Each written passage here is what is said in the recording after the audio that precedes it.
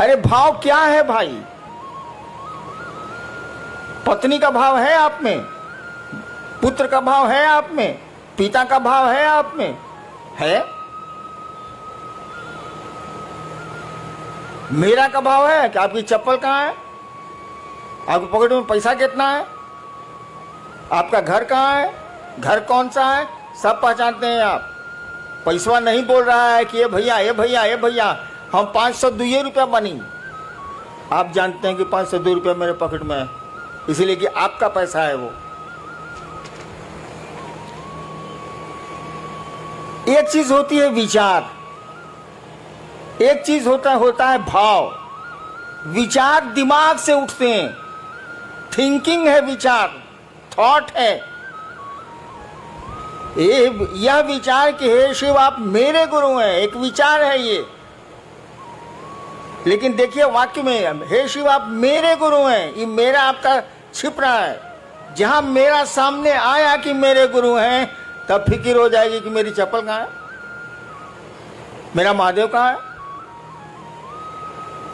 और जब ये बात आपके दिमाग से दिल में उतरेगी तो भाव है। भाव कुछ नहीं है बाबू, जो बात दिल से उठती है वो भाव है, जो बात दिमाग से उठती है वो विचार है, और कुछ नहीं है। तो कहा गया कि विचार को बार बार अपने दिमाग में आने दोगे तो ये दिल में प्रवेश कर जाएगा। उदाहरण दें, हम लोग बहुत जगह अफसर रहे हैं, बाबूजी भी अफसर रहे हैं, तो बदली होती रहती थी, अफसर कॉलोनी थी। पत्नी ने एक दिन आपसे कहा कि जो पड़ोसी है ना अफसर, वो बढ़िया आदमी है, सो आज केला भेजा था बच्चों के लिए। ठीक, ये विचार है, सूचना आपको मिली है। फिर दूसरे दिन पत्नी ने कहा कि उसकी बीवी कद्दू भेजी है सब्जी के लिए। खाली आपके दिमाग में न्यूज आ रहा है, विचार आ रहा है। धीरे धीरे आपको लगेगा कि पड़ोसी बढ़िया आदमी। एक दिन आपकी पत्नी ने कहा कि देखिए ना उसको बुखार लग गया है उनके बचवा को, तो आप कहेगा चलो ना दिखाते हैं। देखिए अब दिमाग से बात दिल में आने लगी, उसके बच्चे को देखने आप जाने लगे। इसका उल्टा देखिए, आपका बच्चा फूल तोड़ने पड़ोसी के यहाँ गया, डांट दिया पड़ोसी ने, आके आपको बोला कि मम्मी मम्मी मम्मी हमको डांट दिया, फूल तोड़ने गए थे। ठीक, एक सूचना आपको मिली, एक विचार आपके दिमाग में घुसा। फिर दूसरे दिन ऐसा ही कुछ हुआ, फिर तीसरे दिन ऐसा ही कुछ हुआ।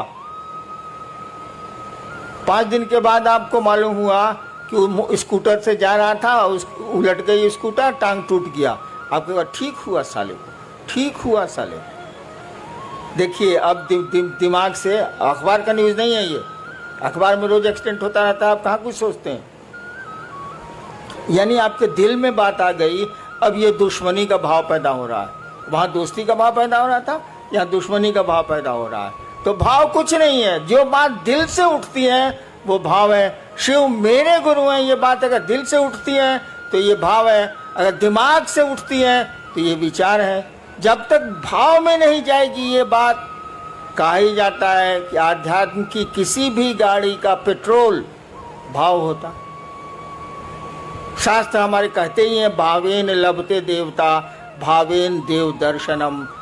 शास्त्र कहते हैं भारत के कि भाव से देवता मिलते हैं, भाव से देवताओं का दर्शन होता है। तो आध्यात्म की कोई गाड़ी का पेट्रोल भाव ही है, विचार नहीं।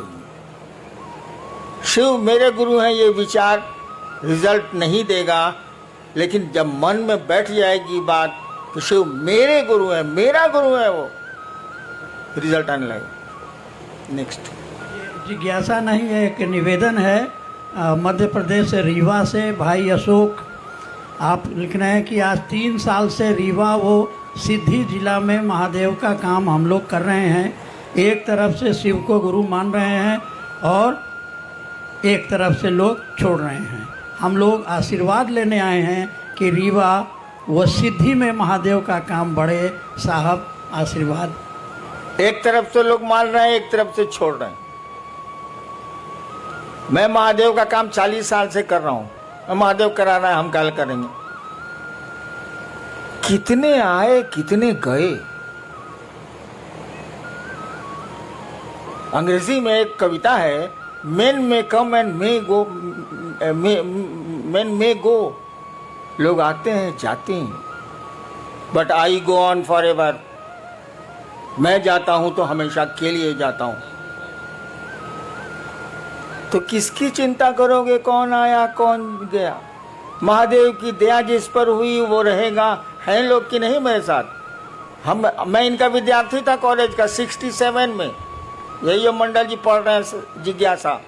इनको मैं जबरदस्ती, उस समय शिव गुरु नहीं थे मेरे, जबरदस्ती एक दिन श्मशान ले जाता था और दूसरे दिन कब्रिस्तान ले जाता था, 1 साल कंटिन्यूअस। जबकि मेरे प्रोफेसर लेक्चरर थे, मैं विद्यार्थी था इनका फर्स्ट ईयर का। इनको मैं ही पकड़ के ले जाता, चलिए मसान। तो जिसको टिकना है वो टिकते ही हैं, जिसको नहीं टिकना है उसको कितना टिकाओगे। हाँ, महादेव से दया जरूर मांगो कि सभी टिकें, सभी रह जाएं, कोई छूटे नहीं, कोई टूटे नहीं। कोशिश तो हम लोग यही होनी चाहिए। करो, आगे बढ़ो। भाई मनोज सिंह है सूरत से। क्या शिव को गुरु बनाने के उपरांत भी पारंपरिक गुरु दीक्षा लेना आवश्यक है? किसी भी अनुष्ठान या मुहूर्त में लोगों द्वारा पारंपरिक दीक्षा द्वारा शरीरधारी गुरु द्वारा गुरुमुख होने का दबाव बनाया जाता है। भाई मेरे भी बिया में बनाया था। आप यही नहीं कह रहे हैं, कोई सब अनुष्ठान करने के पहले पंडित मैंने कहा जाता है कि आपके गुरु कौन है। मेरी शादी एस्टेट में है, चली गई पत्नी मेरी शादी में भी यही हुआ था। एस्टेट का पंडित था, पंडित जी थे बेचारे, मर गए, कहा हम था बोले आपके गुरु बउआ जी कौन है। तो हमारी तो बोली तो भाई सिवान वाली थोड़ी खराब है। हमने कहा कोई साला मेरा गुरु नहीं है। तो लोग बका गया कि लड़का है ब्याह के मंडप पर बैठा हुआ, कहता है कोई साला मेरा गुरु नहीं है। तो मेरी पत्नी से पूछा, उस समय पत्नी हुई नहीं थी, वो होने वाली थी 2 घंटे के बाद। पत्नी से पूछा कि आपके गुरु कौन है, बोले कोई नहीं। तो पंडित जी बोले कि चलिए शिव को गुरु मान लीजिए। हम कहा मैं नहीं मानूंगा। पत्नी ने कहा हम मान लेंगे। इसीलिए बाद में कहती थी कि आपसे हम सीनियर हैं। हम कहा तुम ब्याह करने के लालच में मानी हो, हम लालच में नहीं माने। हाँ, तो हम बिना गुरुए के ब्याहो कर लिया, तुम इसी की चिंता में पड़े हो जी। बट इससे बड़ा कोई अनुष्ठान होता है ब्याह से ज्यादा बड़ा? मस्ती सुनो, कहो कि शिव मेरे गुरु है, दीक्षा की क्या जरूरत है? गुरु की दया ही दीक्षा होती है। दीक्षा का मानी समझते हो यार? जी, एक कई लोगों की ये जिज्ञासा है, जिसमें मुंबई कल्याण से हैं भाई सुनील मौर्य। तो शिव को गुरु बनाने के बाद भी कठिनाइयाँ पीछा नहीं छोड़ रही, इसकी क्या वजह हो सकती है? एक तो आप नमः शिवाय अगर ठीक से करते हैं, 108 बार अगर माला पर करते हैं, माला 108 की होती ही है, या टुकड़े टुकड़े में सांस पर नमः शिवाय से अपने गुरु को प्रणाम करते हैं, तो बाधाएं कम हो जाएंगी, कठिनाइयां कम हो जाएंगी। नमः शिवाय आपके कष्टों को कम करने की का बहुत सुंदर मेडिसिन है, औषधि है वो, उसको करिए। और जहां तक कठिनाइयों का सवाल है, जान लीजिए इस जगत में कोई आया है तो उसको जिंदगी में अच्छी खराब दोनों सड़कें मिलनी ही मिलनी है, कोई उपाय नहीं है। आपकी जिंदगी के रास्ते उबड़ खाबड़ मिलेंगे ही मिलेंगे, अच्छे 4 लेन भी मिलेंगे उसमें, लेकिन ज्यादा खतरा यही है कि उसमें उबड़ खाबड़ ही रास्ते मिलेंगे आपको जिंदगी में। चलना तो पड़ेगा ही पड़ेगा। होशियारी इतनी ही है कि सवारी बढ़िया कर लीजिए। अगर ट्रैक्टर से जा रहे हैं उबड़ खाबड़ में तो कमर टेढ़ी हो जाएगी। स्कॉर्पियो से चले जाइए तो कमर नहीं टेढ़ी होगी, खाली जर्क महसूस होगा।